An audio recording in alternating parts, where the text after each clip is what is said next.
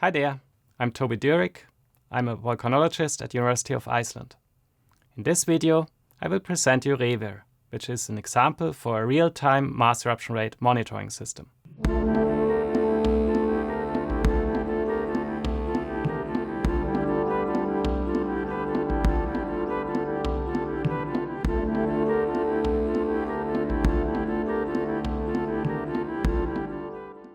Why do we need such a system? In high concentrations, ash particles can be a serious hazard for airplanes.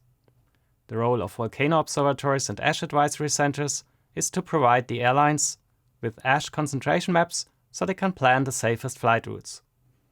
These ash concentration forecasts are produced by atmospheric ash dispersion models, which use the mass eruption rate as a key input parameter. What is therefore needed is a timely estimate of the mass eruption rate.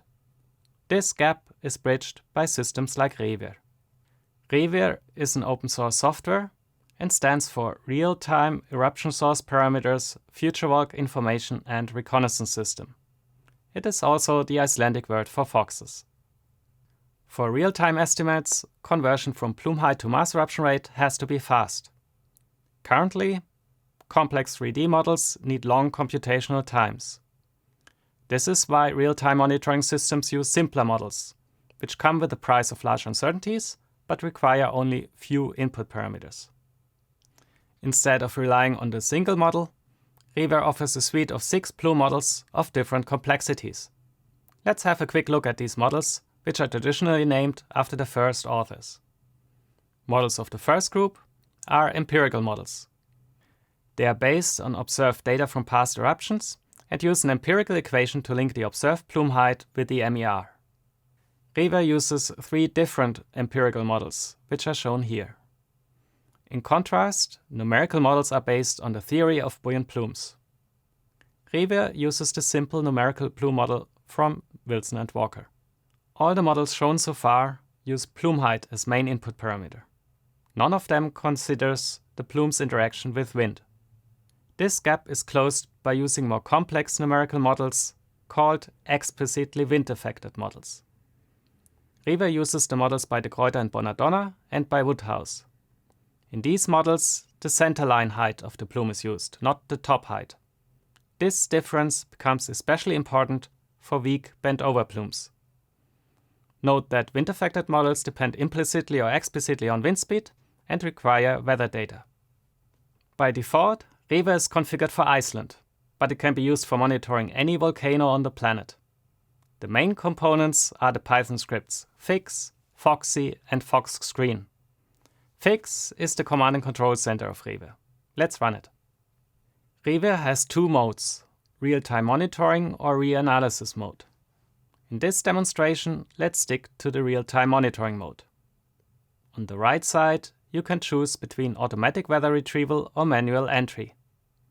Let's select automatic retrieve, which means that the weather data is obtained from a downloaded forecast file. We close the window to continue. Now we are asked to specify the monitored eruption site.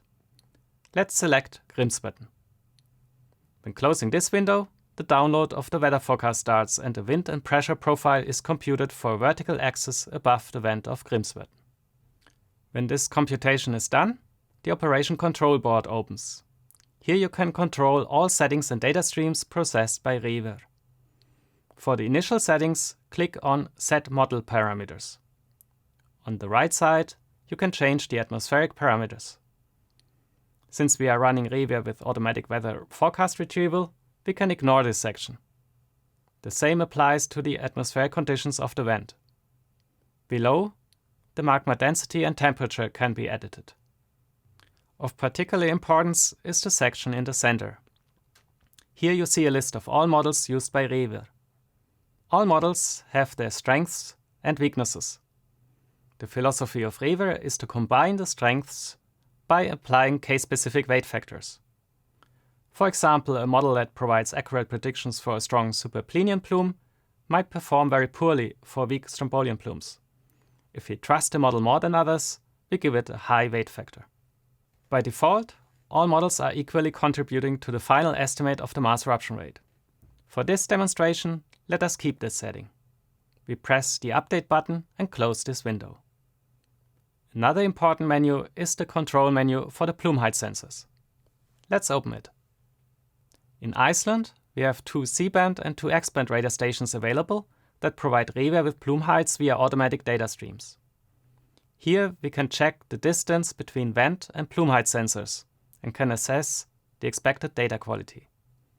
For example, we can see that the C-band radar in Keflavik is out of range. The red color indicates that data from this radar station won't be of reliable quality. However, the C-band radar in Ejecta and the mobile radar station ISX-1 are in fair range, so we can activate the auto streams of these 2 sensors. This is done by checking the boxes. In addition, we check the boxes for manual data entry from all 3 sensors in range. When we are finished with the selection of sensors, we click on the Update button. In the next step, we set the time base. Fix offers us 5 different settings. Let us choose a time base of 1 hour. This means that all data within the last 60 minutes is considered for the computation of the mass eruption rate. We confirm by clicking the button. Now we are ready to start Foxy. At beginning, we give it a project name and specify the eruption start time. Then we press Initiate and close the window. Foxy runs now fully autonomously in a loop that always follows 6 main steps. In the first step, the observational data is gathered within the specified time base. Foxy considers the expected uncertainties of each data point and constrains the plume height. This best estimate is then used as input for the 6 plume models. Using the weight factors, the weighted average is computed, resulting in a best estimate of the mass eruption rate. REFIR calls this final result FMER. As the next step, Foxy computes the total erupted mass, which is the time integral over the mass eruption rate. Finally, Foxy reports the results in form of text files and plots. Then the program pauses for 5 minutes until it restarts the loop. While Foxy is constantly running in the background, the operator can use Fix at any point to change the model parameters and to activate or deactivate the auto streams. The operator can also add plume heights manually. For example, let us assume an aircraft is reporting a plume height between 5 and 6 kilometers. Then we enter the according values here and choose aircraft as data source. The time of observation is important and has to be specified as well. If you press the Update button, this dataset will be added to the list of plume height data considered by Foxy. To display the results on one screen, the operator can use the script foxscreen. When started, it asks for the project name. Then the overview screen opens. On the upper left corner, we see the location of the volcano and the location of the plume height sensors. In the upper center, we see the plume height, specifically the minimum, maximum, and best estimate. Note that these numbers are given in meters above sea level. In the status monitor on the right lower side, you can read the plume heights above vent. You can cycle through the different plume height views by clicking the button under the window. The bar plot on the upper right side gives you the number of datasets on which this estimate is based on. On the lower left corner is a plot with the mass eruption rates. In this view, the individual results from each model are given.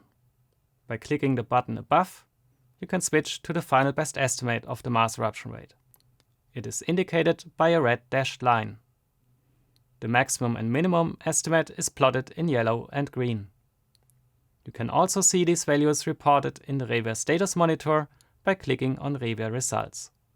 The screen in the lower center presents the total erupted mass. These numbers are also reported in the REFIR status monitor.